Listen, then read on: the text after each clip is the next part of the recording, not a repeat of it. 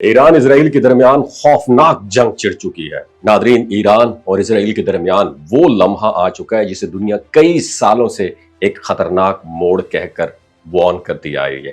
مشرق وسطیٰ کی آگ اب لفظوں سے نکل کر بارود میں تبدیل ہو چکی ہے۔ ایک طرف وہ قوم جو اپنے جوہری پروگرام پر فخر کرتی ہے اور دوسری طرف وہ ملک جو دنیا کو یہ برابر کرتا آیا ہے کہ وہ کسی بھی قیمت پر ایران کو ایٹمی طاقت نہیں بننے دے گا۔ لیکن اس بار کہانی صرف دھمکیوں یا خبروں تک محدود نہیں، بلکہ تہران، نتنز، مشہد اور تل ابیب کی فضاؤں میں حقیقتاً دھماکوں کی گونج سنائی دے رہی ہے۔ اسرائیل نے تاریخ کا ایک بہت بڑا منظم فضائی حملہ ایران پر کیا ہے، جس میں ایرانی مسلح افواج کے chief of staff general Mohammad Bagheri, پاسداران انقلاب کے سربراہ جنرل حسین سلامی اور سپاہ قدس کے ڈپٹی کمانڈر جنرل غلام علی راشد سمیت 6 اعلیٰ جوہری سائنسدان شہید ہو چکے ہیں۔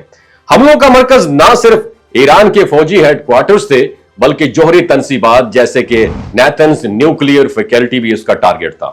ایران کے ایٹمی توانائی کمیشن نے خود اس بات کی تصدیق کی ہے کہ جوہری شعبے کو سنگین نقصان پہنچا ہے اور ایرانی شہروں زادان اور تبریز میں عام شہریوں، خاص طور پر خواتین اور بچوں کے جانی نقصانات کی اطلاعات نے حالات کو مزید سنگین بنا دیا ہے۔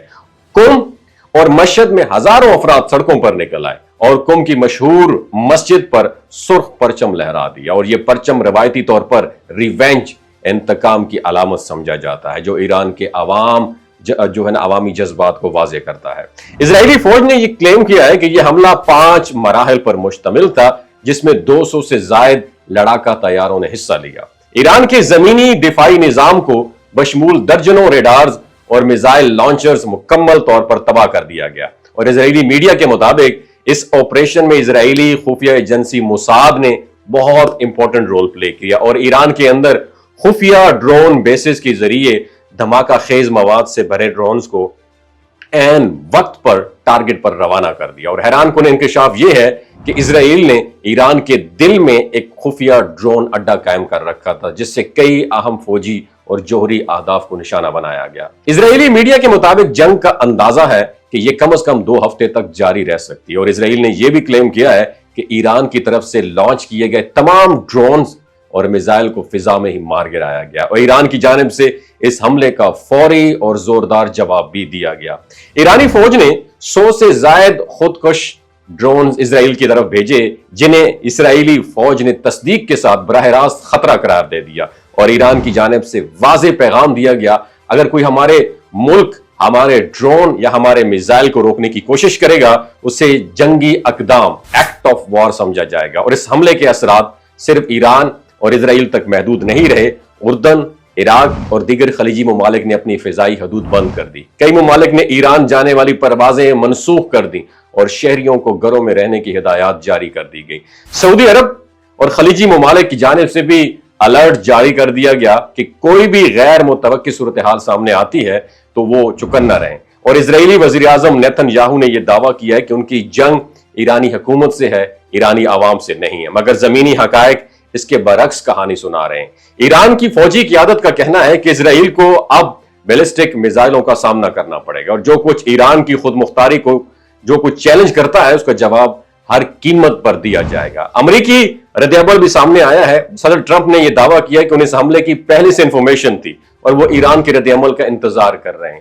ان کے بقول اگر ضرورت پڑی تو امریکہ اسرائیل کا ساتھ دے گا، اور امریکی سینٹرل کمانڈ کو ہائی الرٹ پر رکھا گیا ہے، اور وزارت خارجہ کا یہ کہنا ہے کہ اگرچہ امریکہ براہ راست حملوں میں شامل نہیں ہے، مگر ان کی اولین جو پریورٹی ہے خطے میں موجود امریکی افواج کا تحفظ ہے۔